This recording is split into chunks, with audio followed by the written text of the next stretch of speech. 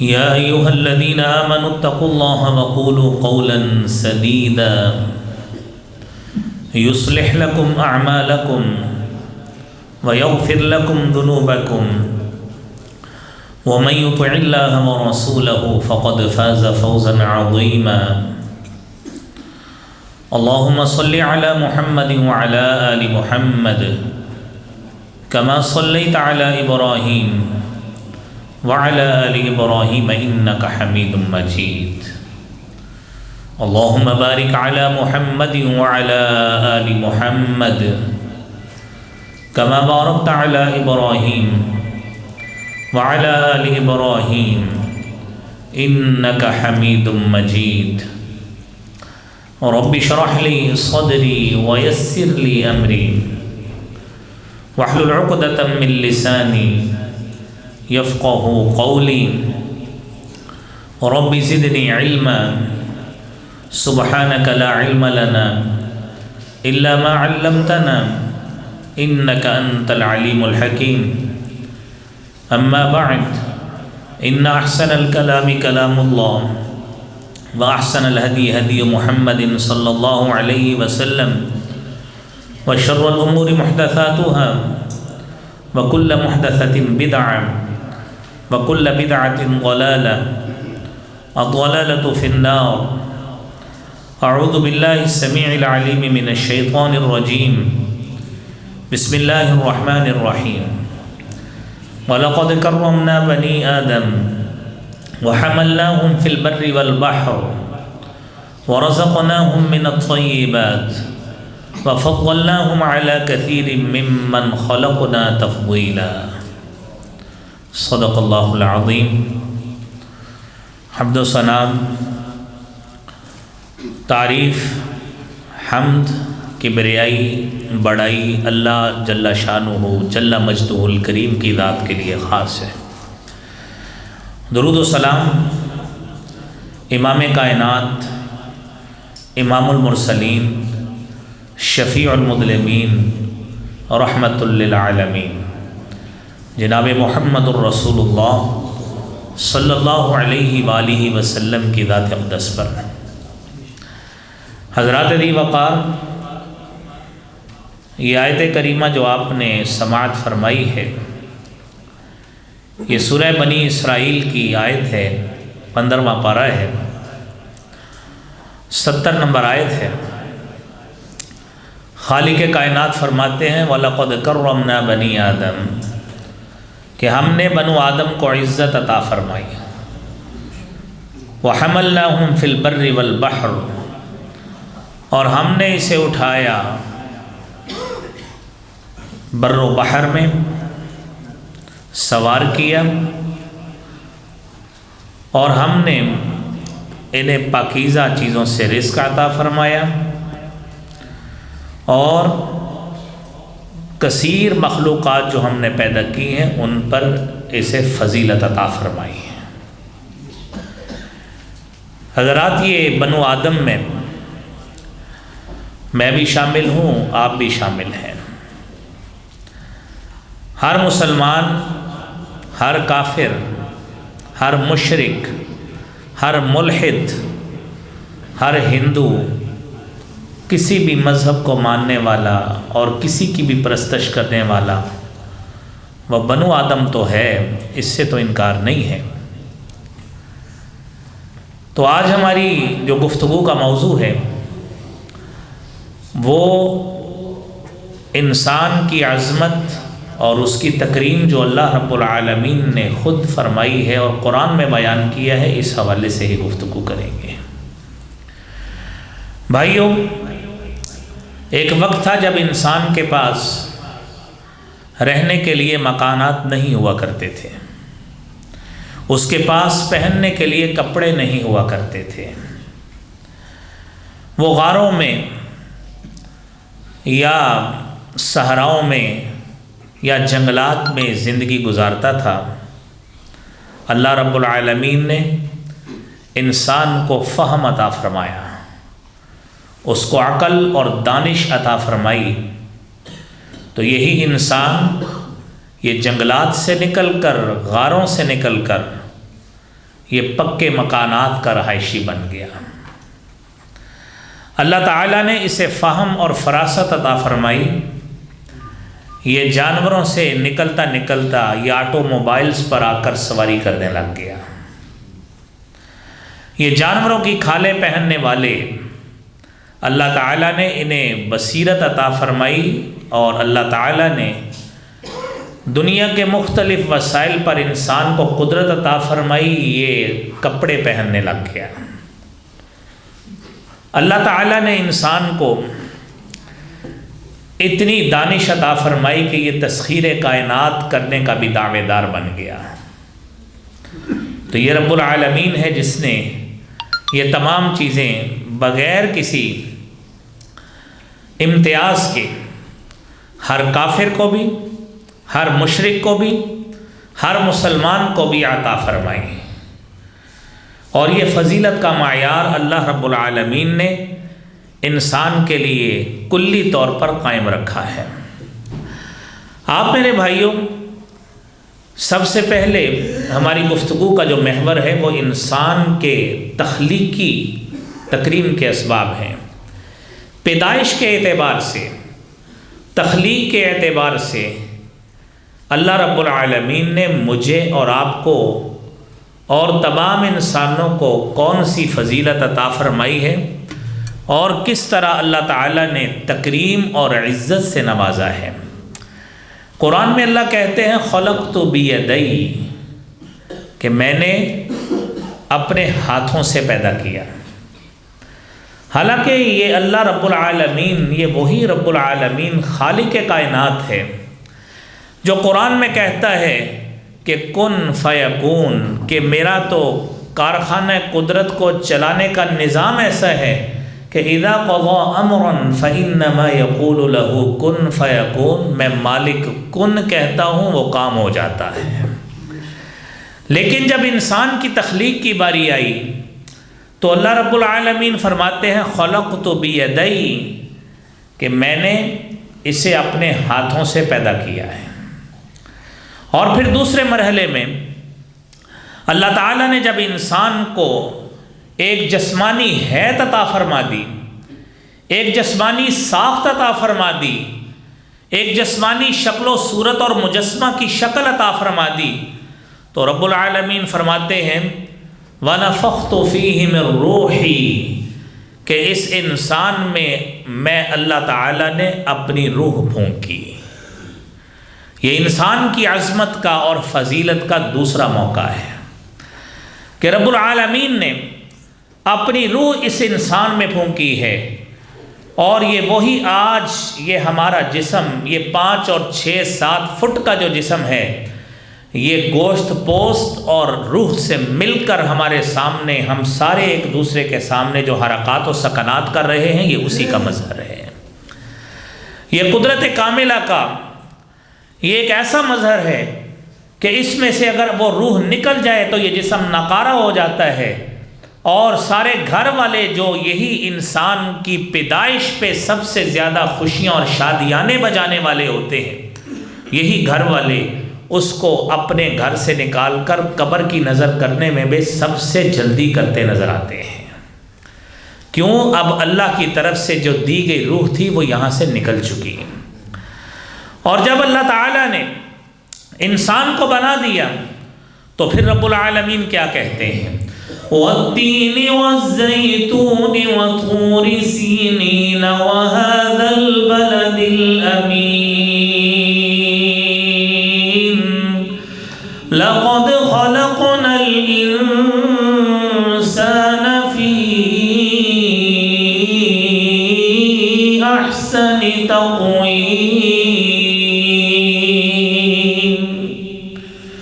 تین کی قسم، زیتون کی قسم، طور سینا کی قسم، اور یہ امن والے شہر کی قسم، یہ 4 قسمیں کھا کر رب العالمین فرماتے ہیں لَقَدْ خَلَقْنَا الْإِنسَانَ فِي أَحْسَنِ تَقْوِيمٍ، ہم نے انسان کو اشرف المخلوقات بنایا ہے۔ جو عقل، جو دانش، جو فہم اور فراست کی قوت اللہ تعالیٰ نے انسان کو عطا فرمائی ہے، روئے زمین پر بسنے والی جتنی مخلوقات ہیں اور زمین کے اندر بسنے والی جتنی مخلوقات ہیں جو انسانی آنکھ جس کا مشاہدہ نہیں کر سکتی، آسمان پہ اڑنے والی، فضاؤں میں بسنے والی اور اڑنے والی مخلوقات ہیں، انسان کی عقل اور دانش شاید اس کا احاطہ نہ کر سکے، ان کی تعداد کا بھی علم اس کو شاید انسان کو نہ ہو، لیکن مالک کائنات فرماتے ہیں کہ ہم نے ہر انسان کو ان تمام مخلوقات پر، تمام مخلوقات پر اس کو فضیلت عطا فرمائی اور احسن تقویم اور اشرف المخلوقات اس کو بنایا ہے۔ تو یہ فضیلت کا مظہر آگے دیکھیے کہ اس فضیلت کو جب اللہ تعالیٰ نے انسان کے ساتھ منسوب کر دیا ہے تو سب سے پہلے اس فضیلت کا اظہار اللہ رب العالمین نے فرشتوں کے سامنے بھی کیا ہے، اور قرآن کریم میں اللہ رب العالمین فرماتے ہیں اِذْ قَالَ رَبُّكَ لِلْمَلَائِكَةِ إِنِّي خَالِقٌ بَشَرًا مِّن طِينٍ فَإِذَا سَوَّيْتُهُ وَنَفَخْتُ فِيهِ مِن رُّوحِي فَقَعُوا لَهُ سَاجِدِينَ۔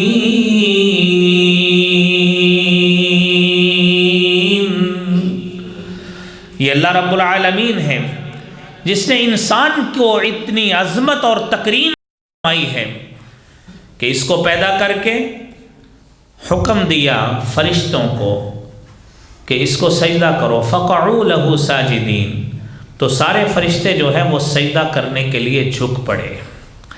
اور آپ دیکھیے کہ انسان کی اس عظمت کو، تکریم کو تمام فرشتوں نے اللہ کے حکم سے تسلیم کیا، اور جنات کا جو سردار تھا جس کو ابلیس کہا جاتا ہے، اور لوگوں میں شاید یہ بات معروف ہے، وہ فرشتہ تھا۔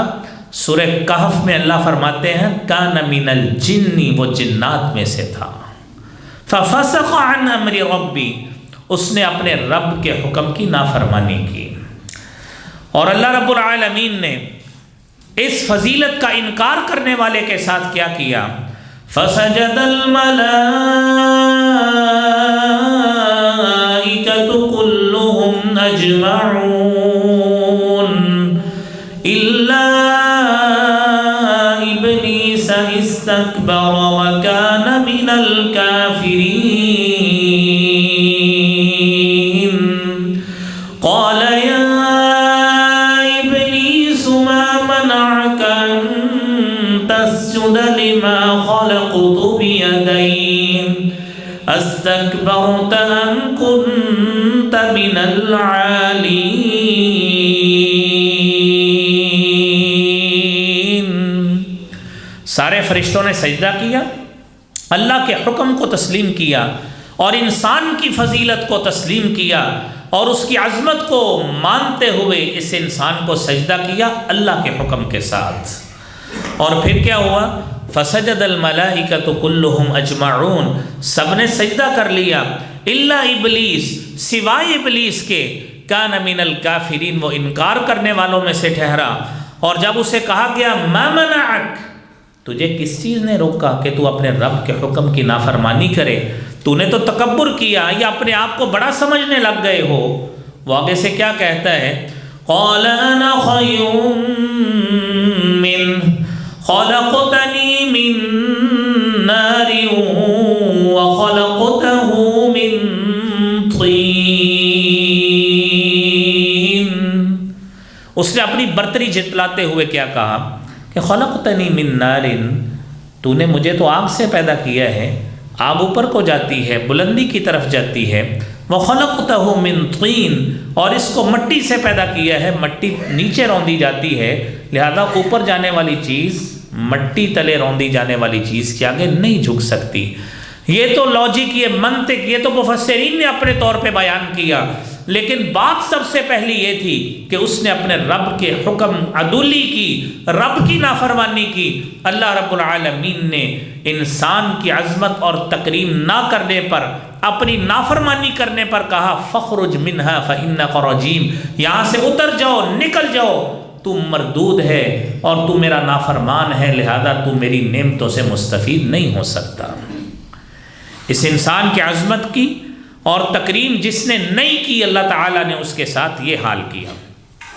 اور پھر آپ دیکھیے انسانوں کو اللہ تعالیٰ نے زمین پہ بسایا، انسانوں کو بسانے کے بعد اس رب العالمین نے ان کی ہدایت کے لیے، ان کے رشد کے لیے، ان کی رہنمائی کے لیے ان کو زندگی کے ہر موڑ پر ان کو پاؤں، ان کے ہاتھوں سے پکڑ کر، ان کی انگلیوں سے پکڑ کر انہیں عبادات سکھانے کے لیے، معاملات سکھانے کے لیے، زندگی کا رہن سہن سکھانے کے لیے میرے مالک کائنات نے انبیاء علیہم الصلاۃ والسلام کو بھیجا۔ اور انبیاء علیہم الصلاۃ والسلام وہ مخلوق انسانوں کی سب سے اعلیٰ ترین قسم اللہ تعالیٰ نے معصوم عن الخطا جن کو ٹھہرایا، ان کے رشد و ہدایت کے لیے اللہ تعالیٰ نے ان انبیاء کو بھیجا۔ اور کیسے بھیجا؟ وَمَا أَرْسَلْنَا قَبْلَكَ إِلَّا رِجَالًا نُوحِي إِلَيْهِمْ فَاسْأَلُوا أَهْلَ الذِّكْرِ إِن كُنتُمْ لَا تَعْلَمُونَ۔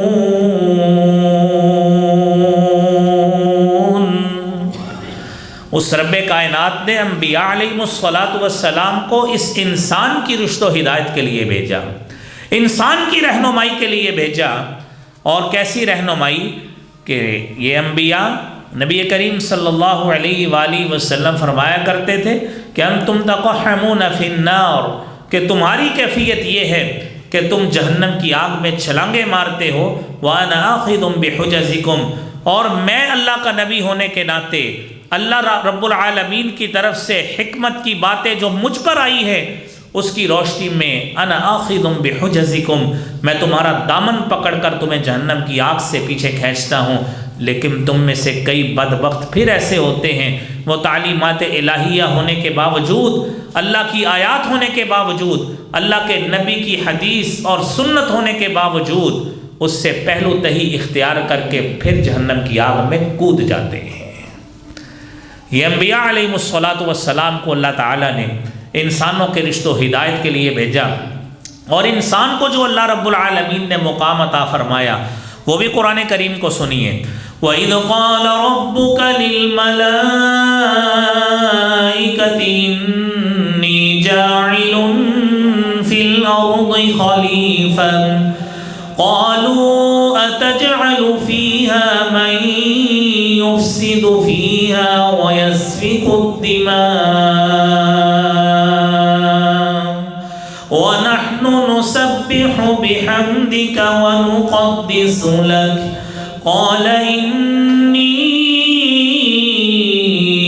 أَعْلَمُ مَا لَا تَعْلَمُونَ۔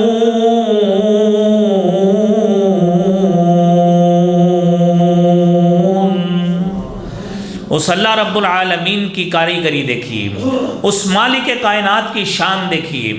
وہ کہتا ہے کہ میں زمین میں اپنا نائب بنانے والا ہوں۔ یہ ابتدا کی بات ہے جب حضرت آدم علیہ الصلاۃ والسلام کی تخلیق ہوئی اور فرشتوں نے اس بات پہ کہا تھا أَتَجْعَلُ فِيهَا مَن يُفْسِدُ فِيهَا وَيَسْفِكُ الدِّمَاءَ، کہ کیا اللہ تو ایسے کو تخلیق کرے گا، ایسی مخلوق کو بنانے جا رہا ہے، انسان کو ایسے کو بنانے جا رہا ہے، مَن يُفْسِدُ فِيهَا، زمین میں فساد کرے گا، لوگوں کا خون بہائے گا۔ اگر تسبیحات کرنا مقصود ہے، عبادت کرنا مقصود ہے، نحن نسبح بحمدک ونقدس لک، ہم فرشتوں کی جماعتیں موجود ہیں، ہم تسبیح کرنے کے لیے موجود۔ تو رب العالمین فرماتے ہیں انی اعلم ما لا تعلمون، میں جو جانتا ہوں وہ تم نہیں جانتے، میں تم سے بہت زیادہ جانتا ہوں جس حکمت کو میں نے انسان کی تخلیق میں پنہا رکھا ہے۔ اور پھر بھائیوں، اس رب کائنات نے انسان کو تخلیق کر کے تمام نعمتیں، روئے زمین کی جتنی نعمتیں ساری کی ساری انسان کے لیے مسخر کر دی۔ اور قرآن خود کہتا ہے وَالَّذِي خَلَقَ لَكُم مَّا فِي الْأَرْضِ جَمِيعًا، اس اللہ رب العالمین نے تمہارے لیے جو کچھ زمین میں ہے، وہ پھلوں کی صورت میں ہو، وہ سبزیوں کی صورت میں ہو، آسمان بھی تمہارے لیے خزانے بکھیرتا ہے، زمین بھی نیچے سے تمہارے لیے خزانے اگلتی ہیں۔ یہ سارا کچھ اللہ رب العالمین نے اے انسان تیرے لیے بنایا ہے تاکہ تیری زندگی کو سہولت زدہ کیا جائے اور سہولت والا بنایا جائے۔ اللہ کی نعمتوں سے تو جتنا زیادہ مستفید ہو سکتا ہے اس اللہ کی نعمت سے مستفید ہو۔ یہ رب کائنات نے سارا کچھ تیرے لیے بنایا۔ اور قرآن کریم میں دوسرے مقام پہ اللہ رب العالمین نے فرمایا یا ایھا الذین آمنوا کلوا من طیبات ما رزقناکم واشکروا للہ ان کنتم ایاہ تعبدون۔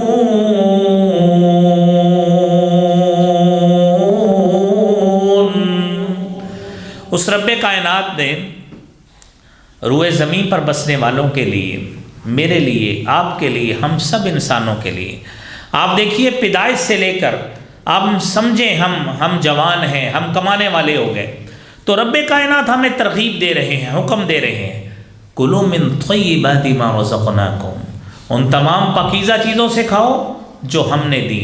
اور قرآن میں سورہ نحل میں فرماتے ہیں کلوا مما رزقکم اللہ حلالا طیبا، جو اللہ نے تمہیں دیا ہے حلال ہے، طیب ہے، اسے کھاؤ۔ اور سورہ بقرہ میں فرمایا انفقوا من طیبات ما کسبتم، جب خرچ کرنے کی باری آئے تو جس مالک نے تمہیں حلال رزق دیا ہے جب خرچ کی باری آئے تو اس حلال اور طیب سے ہی خرچ کرنا ہے، تب ہی اللہ کے راستے میں قبول ہوگا۔ یہ اللہ تعالیٰ نے ہم سب کو یہ آداب سکھائے یہ قرآن کریم میں۔ اور پھر بھائیو دیکھیے روئے زمین پر ہم سب لوگ موجود، شریعت میں فقہ میں ایک اصطلاح چلتی ہے مقاصد شریعت، وہ 5 چیزیں ہیں: دین کا تحفظ، جان کا تحفظ، مال کا تحفظ، اور عقل کا تحفظ، نسل کا تحفظ۔ یہ 5 چیزوں کی ضمانت ہے، ہر شخص دوسرے شخص کے لیے اس بات کا ضامن ہے۔ بھائیو دنیا میں اتنی مخلوقات ہیں، کوئی جانور کسی جانور کا حیا نہیں کرتا، اللہ تعالیٰ نے اس کو وہ فہم اور بصیرت عطا نہیں فرمائی۔ ایک جانور سینگوں والا ہے، وہ دوسرے سے لڑتا ہے کیونکہ اس کے پاس عقل اور دانش کی دولت نہیں ہے۔ اللہ تعالیٰ نے یہ عقل، فہم، بصیرت انسان کو عطا فرمائی۔ اور یہ 5 باتیں اس حوالے سے آپ دیکھیے کہ جب مال کے تحفظ کی باری آئی تو چوری کو حرام قرار دیا گیا، ڈکیتی کو حرام قرار دیا گیا۔ کیوں حرام قرار دیا گیا؟ یہ ساری چیزیں وہ ہیں جو ناجائز ہیں، اور ایک دوسرے کا مال لینا غیر قانونی طریقے سے، غیر شرعی طریقے سے حرام ہے۔ اس لیے ہر مسلمان پر، ہر مومن پر مال کا تحفظ لازم قرار دیا گیا۔ یہ صرف اور صرف اللہ تعالیٰ نے یہ پوری مخلوقات میں سے اگر اس چیز کا پابند بنایا ہے تو انسان کو بنایا ہے، اور انسانوں میں سے بھی وہی مانے گا جو محمد الرسول اللہ صلی اللہ علیہ وسلم کا کلمہ پڑھنے والا ہے۔ آپ قرآن کو سماعت فرمائیں۔ یا ایھا الذین آمنوا لا تأکلوا اموالکم بینکم بالباطل الا ان تکون تجارة عن تراض منکم ولا تقتلوا ان اللہ کان رحیما۔ اے ایمان والو، آپس میں جس شریعت کے تم پابند ہو، تمہارے لیے ایک دوسرے کی عزت اور وقار کا اتنا تحفظ لازم قرار دیا گیا ہے کہ تم ایک دوسرے کا سب سے پہلے تو یہ پابندی اپنے اوپر نافذ کریں کہ ایک دوسرے کا مال ناجائز طریقے سے حاصل ہی نہیں کر سکتے۔ شریعت میں اسی لیے چوری کو حرام قرار دیا گیا، ڈکیتی کو حرام قرار دیا گیا، اور دھوکہ دہی، فریب، ان چیزوں کو شریعت میں اسی لیے ہی حرام قرار دیا گیا ہے۔ یہ ناجائز ذرائع ہے۔ جائز کیا ہے؟ الا ان تکون تجارۃ عن تراض منکم، کہ آپ اگر کسی کے ساتھ مال کا تبادلہ چاہتے ہیں، الا ان تکون تجارۃ، تجارت ہو، عن تراض منکم، جو تمہاری باہمی رضامندی سے ہونی چاہیے۔ جب باہمی رضامندی سے تجارت ہوگی، کوئی شخص کسی کو دھوکہ نہیں دے گا، کوئی شخص کسی کے ساتھ، تاجر اپنے کسٹمر کے ساتھ غلط بیانی نہیں کرے گا، کوئی کسی کے ساتھ جھوٹ کا سہارا نہیں لے گا، فریب کا سہارا نہیں لے گا۔ تو اسی لیے یہ کہا گیا الا ان تکون تجارۃ عن تراض منکم، کہ باہمی تجارت ہونی چاہیے۔ یاد رکھنا، اگر جھوٹ بولا، اگر غبن کیا، فراڈ کیا، چوری کی، ڈکیتی کی، یا کچھ بھی کیا، وَمَن يَفْعَلْ ذَلِكَ عُدْوَانًا وَظُلْمًا فَسَوْفَ نُصْلِيهِ نَارًا وَكَانَ ذَلِكَ عَلَى اللَّهِ يَسِيرًا۔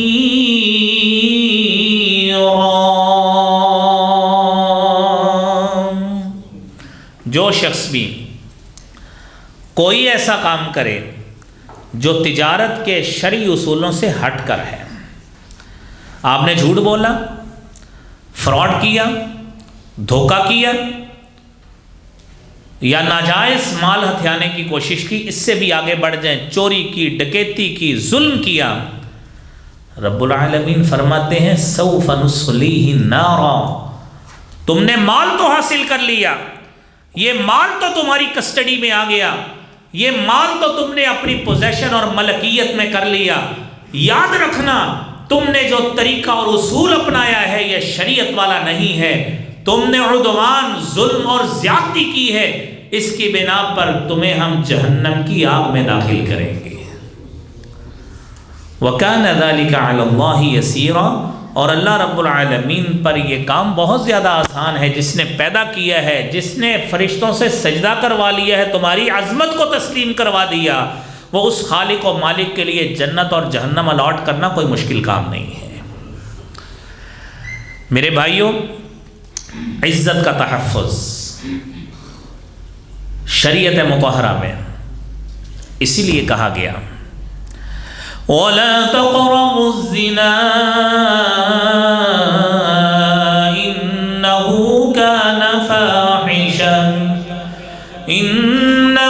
كَانَ فَاحِشَةً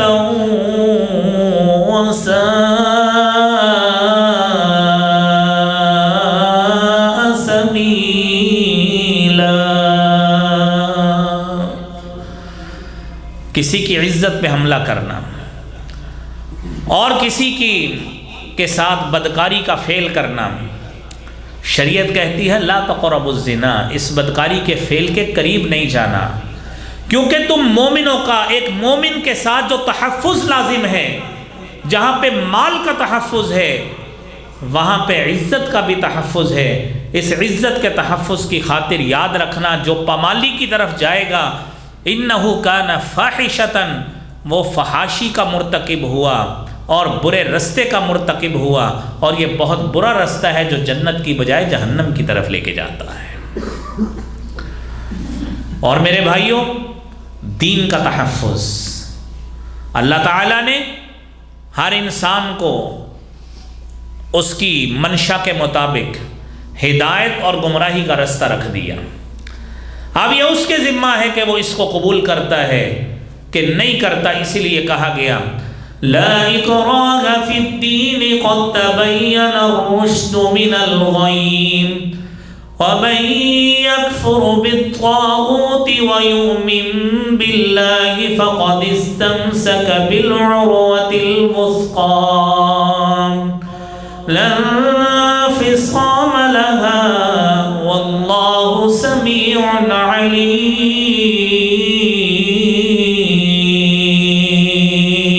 علیم۔ دین کا تحفظ یہ ہے، اس دین میں جبر کی گنجائش نہیں، آپ کسی کو پکڑ کر اس کا دین جبرن نہیں بدلوا سکتے۔ تبلیغ کا فریضہ ہر مسلمان پہ لازم ہے، اپنے دین کی، اپنے مشن کی تبلیغ، یہ انبیاء کا مشن ہے، انبیاء کو اللہ تعالیٰ نے بھیجا ہی اس لیے تھا کہ جو جدھر لگا ہے وہ صحیح نہیں لگا ہوا اس کو صحیح رستے پہ جا کے لگا کے آئیں، تاکہ یہ جو مت ہمارے معاشرے میں ہے کہ جو جدھر لگا ہے ٹھیک لگا ہے لگا رہنے دیں، اگر ٹھیک لگا ہوتا، انسان کی عزت اور تکریم اگر ادھر ہی ہوتی تو اللہ تعالیٰ انبیاء کو کبھی بھی مبعوث نہ کرتے۔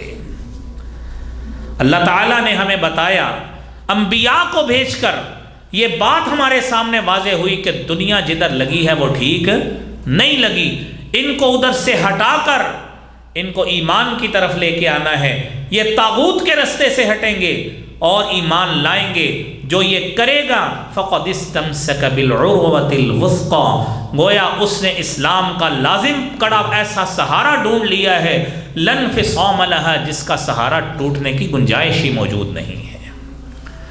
اور پھر میرے بھائیوں، انسان کی جان کو اللہ تعالیٰ نے کتنی حرمت والا بنایا، آپ اس حوالے سے بھی سن لیجئے، جان کی حرمت کتنی عظیم ہے۔ قرآن کہتا ہے وَمَن يَقْتُلْ مُؤْمِنًا مُتَعَمِّدًا فَجَزَاؤُهُ جَهَنَّمُ خَالِدًا فِيهَا وَغَضِبَ اللَّهُ عَلَيْهِ وَلَعَنَهُ وَأَعَدَّ لَهُ عَذَابًا عَظِيمًا۔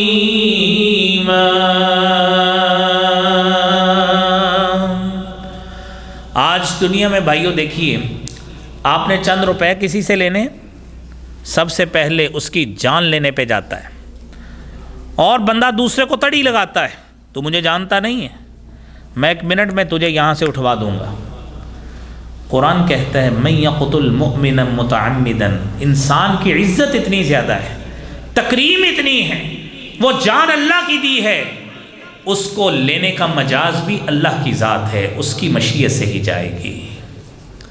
اور جس نے کسی کو قتل کیا، فرمایا من یقتل مؤمنا متعمدا، جان بوجھ کر قتل کیا، فجزاؤہ جہنم، اس کا ٹھکانہ جہنم ہے، اس میں ہمیشہ رہے گا۔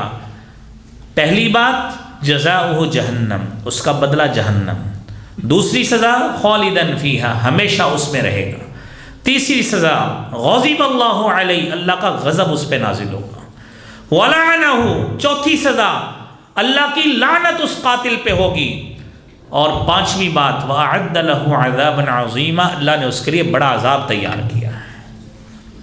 یہ قاتل کے لیے اتنی سخت وعید ہے جو اللہ رب العالمین نے قرآن میں فرمائی کہ ہم نے تو انسان کو آزاد پیدا کیا ہے، تو اس کی جان لینے کے لیے کیوں تل گیا ہے؟ تو نے اگر اس کی جان لی، تو نے عظمت انسانی کی بہت بڑی ہتک کی اور اس قانون کو توڑا جو اللہ تعالیٰ نے تیرے لیے بنایا تھا، لہذا تیری سزا اب یہ ہے۔ شریعت نے اسی لیے عظمت انسانی کو تسلیم کرنے کے لیے اور تسلیم کروانے کے لیے قصاص کا قانون نافذ کیا۔ وہ کیسے؟ وَلَكُمْ فِي الْقِصَاصِ حَيَاةٌ يَا أُولِي الْأَلْبَابِ،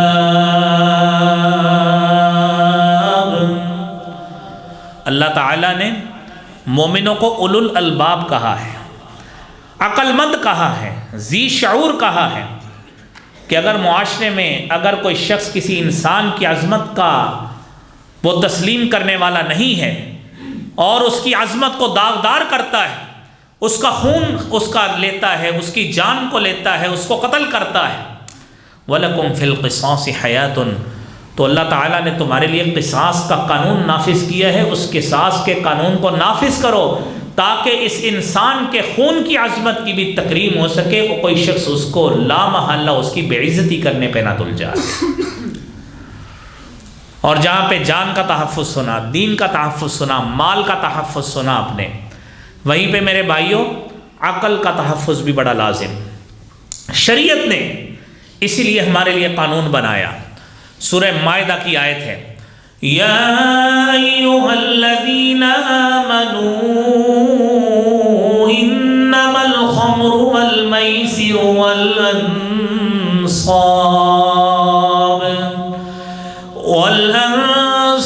والازلام رجس من عمل الشیطان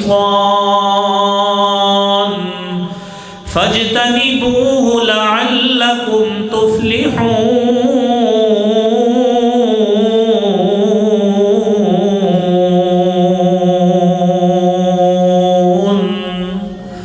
اے ایمان والو، ہر وہ چیز، کیونکہ عقل کا تحفظ تمہارے لیے لازم ہے۔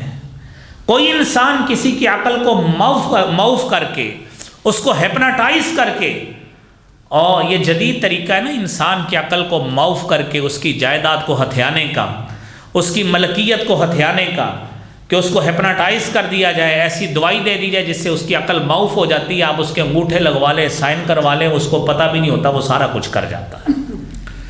اسی لیے تمام کی تمام انٹاکسیکینٹس، نشہ آور اشیاء شریعت میں سب حرام قرار دی گئی، اور قرآن نے ہمارے لیے یہ قانون بنایا کہ انسان کی عظمت اتنی ہے کہ اللہ رب العالمین نے فرمایا شراب بھی، جوا بھی، تھان بھی، پانسے پلٹنے کے ساتھ قسمت آزمائی کرنا، یہ تمام وہ باتیں رجسن، اس کو ناپاک قرار دیا اور کہا من عمل الشیطان، یہ شیطانی اعمال سے ہیں، فجتنبو، اس سے بچ جاؤ، تمہاری بقا اسی میں ہے۔ اور شریعت میں رسالت مآب صلی اللہ علیہ وآلہ وسلم نے، آپ نے فرمایا، حضرت جابر بن عبداللہ رضی اللہ تعالیٰ عنہ حدیث بیان کرتے ہیں، سنن ابی داود کی 3681 نمبر حدیث ہے، فرمایا ما اسکر کثیرہ فقلیلہ حرام، کہ جس چیز کی کثیر مقدار تمہیں نشہ دیتی ہے، اس کی تھوڑی سی چیز بھی اللہ کے لیے حرام کر دی ہے۔ اگر تمباکو ہے، کوئی بھی ایسی چیز جس کی زیادہ مقدار اگر آپ اس کو استعمال کریں، آپ اس کو اپنے یوز میں لائیں اور اس کو استعمال کرنے کے بعد تمہارے اوپر نشے والی کیفیت طاری ہوتی ہے، تو یاد رکھنا اس کی تھوڑی سی مقدار بھی آپ کے لیے حرام ہے، وہ بھی شریعت نے جائز قرار نہیں دی۔ تو میرے بھائیوں، یہ ہماری عظمت ہے، یہ ہمارا احترام جو اللہ رب العالمین نے کیا۔ ہم اگلے جمعے انشاءاللہ، یہ موضوع تو طویل بھی ہو سکتا تھا، اللہ تعالیٰ نے اس انسان کو عام مخلوقات کی طرح بے کپڑا یا بے لباس نہیں رکھا، اللہ تعالیٰ نے اس کو لباس عطا فرمایا۔ اگلے جمعے انشاءاللہ لباس کے حوالے سے ہم گفتگو کریں گے کہ اللہ تعالیٰ نے اس عظمت کے ساتھ انسان کو لباس جیسی نعمت جو عطا فرمائی ہے، اس کے شریعت میں کون کون سے رموز اور مسائل ہیں، اگلے جمعے اس پہ گفتگو کریں گے۔ اللہ کریم ہم سب کو ایک دوسرے کا ادب احترام کرنے اور شریعت کے مطابق شرعی قواعد کو اپنے اوپر نافذ کر کے عمل کرنے کی توفیق عطا فرمائے۔ وآخر دعوانا الحمدللہ رب العالمین۔